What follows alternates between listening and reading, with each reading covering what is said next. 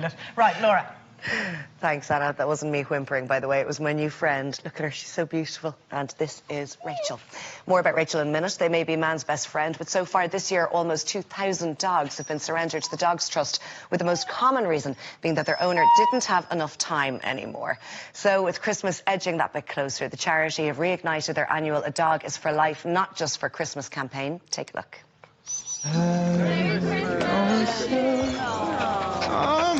Every little Christmas. Come on, Cookie. Come on. Make the Yuletide gay.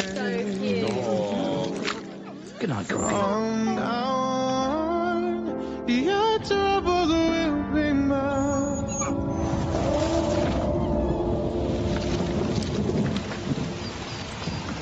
So have yourself a merry little Christmas now.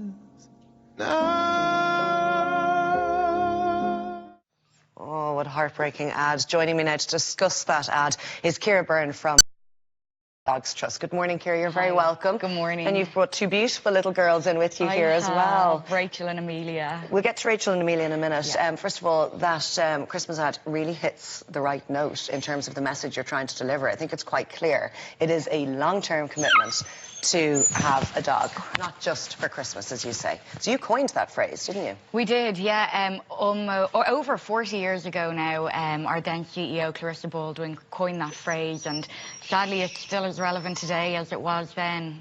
So you're seeing a huge amount of dogs dropped into you after the Christmas period. So why is it that people surrender their dogs? It's a number of different reasons, usually, but the most given reason that we've had is that people simply don't have enough time anymore.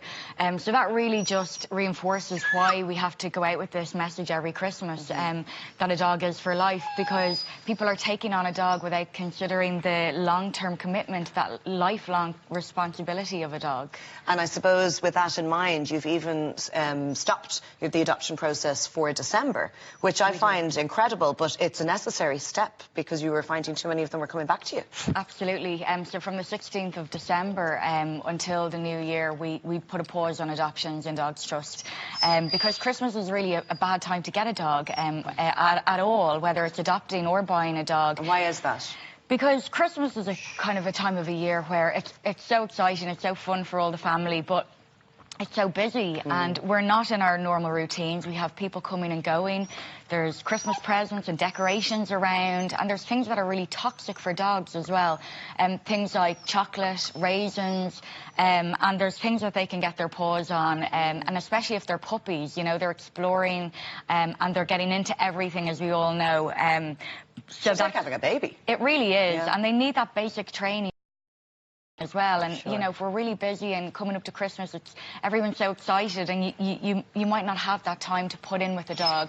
That's Sure. really important. And it can be quite frightening for any dog who's being rehomed in a new environment. So you want to make that transition as safe and as easy as possible for them. These two little girls you're hoping to find homes for today. Tell us about Rachel and Amelia. Yeah, so Rachel and Amelia were two puppies, were 16 weeks, so they were surrendered to us recently, and they were the result of an accidental litter, and they're both deaf and both partly blind. Oh my goodness. So we're looking for really special homes for them before the Christmas period, so that they can settle in, you know, before that Christmas rush. They're really so snuggly and they're so placid. Gorgeous. I know that they're bouncing around here, but they're very puppyish still. They are, but they will need a family that's going to be there and going to be able to give them that basic training. They actually will need to learn some basic doggy sign language as well. You're joking, really? Yeah, so they can see shadows and shapes. They can see shapes, yeah, and they'll be able to see things that are very close up. So they're going to need someone that is going to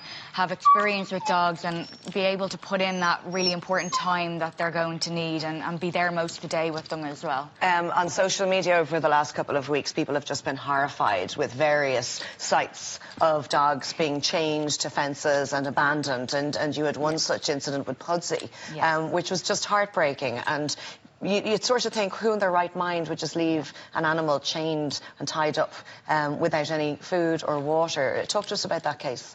Yeah, so Pudsey was a little Jack Russell Terrier. He was tied to a tree outside our centre with washing line, and he was left there by, we presume, his owner. And it's just a really, really upsetting case. You know, he was so bewildered and confused as to why his owner just walked away and left him, and luckily we were there and someone spotted him soon. But you know, some of these dogs can be left overnight in the freezing cold, especially coming up into this winter period. We know how cold it is out there.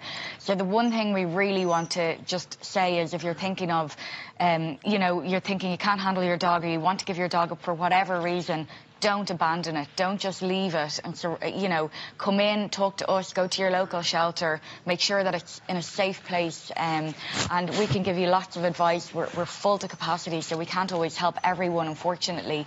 But your doors are open for advice. Our doors are open for advice, and we've lots of advice on our website as well. Thanks so much, Ciara, for joining us today. And with any luck, these two beauties will find a new home. Thank you. Now up next, we'll be discussing living with a skin condition, plus asking one expert what's really in the face creams that we buy every day. One not to miss. See you soon.